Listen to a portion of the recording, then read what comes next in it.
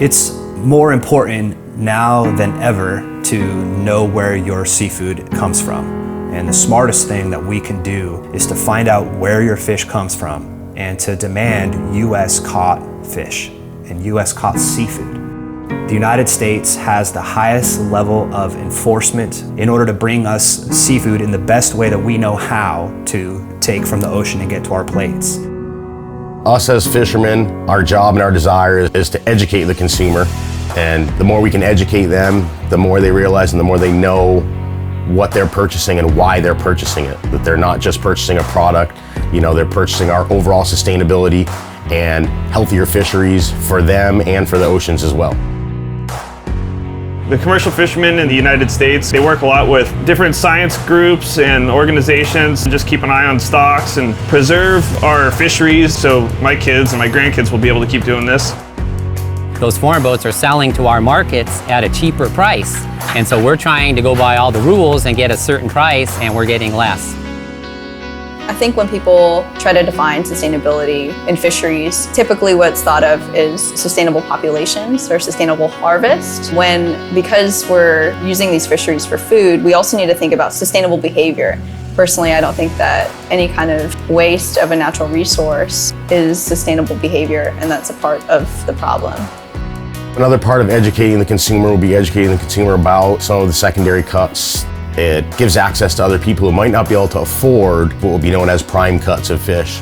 If they know how delicious those other parts are, they're going to realize that those collars are great on the barbecue. The racks and the bones are also great on the barbecue. They can be scraped with a spoon to make a tuna tartare or a ceviche or a poke. There's lots of great things we can do with those cuts, and the more the consumer knows that, the more value they're seeing to what they're purchasing. This recipe is going to use some of the most underutilized cuts from head, frame, all the way to tail. We're gonna be preparing a dish called marmitaco, which is traditional to northern Spain. It is essentially a fish stew. We started with 3 secondary cuts of the big eye tuna, which would typically get thrown in the trash. And once we cooked it down and fortified it with wonderful ingredients, we scraped off all the meat possible, and we ended up with a meal that could feed a whole family. It's amazing to me that these parts that would otherwise have been thrown in the trash could be changed into just this amazing meal. So one way I like to prepare the tuna tail is this technique, which I kind of borrowed from the Filipino culture. What we do here is we take the tail with just like a finger's worth of oil, and I'll get it up to around 350, and I'll fry the tail. And I'll fry it on one side, and I rotate it all the way around until you can watch it cook and you see that the skin's fried crispy and that the meat is cooking on the way up into the bone. And then I'm gonna finish it in the oven, and I'll probably do it around 400 degrees for another 15 minutes or so. All we're trying to do is get the heat all the way to the center of that bone so it's cooked all the way through and it'll just fall apart. So that way you get absolutely the maximum yield out of the tail. So this method gets the super crispy, crunchy skin, gets big succulent chunks of meat, and it has the bone and the marrow that's melted into the flesh. It's incredible. So for this recipe, I used the spoon meat out of tail and also bloodline by gently scraping that usable meat off of the bone. I then sauteed that in olive oil with a number of seasonings that you would typically use for chorizo. Guajillo, ancho chilies, paprika, cumin, coriander, garlic, onion, and some salt. When you put that in the saute pan and you're kind of charring that up, you are then going to deglaze that with apple cider vinegar, and it almost turns into like a little bit of a gravy, which you want. You want that sauciness on that meat. It really cooks up like your favorite taco meat, whether you're using ground beef or using pork.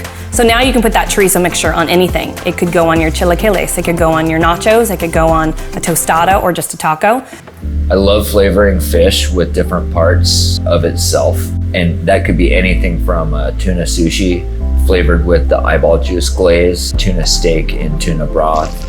It could be sashimi in a fish sperm mousse, or it could be different layers of all of that.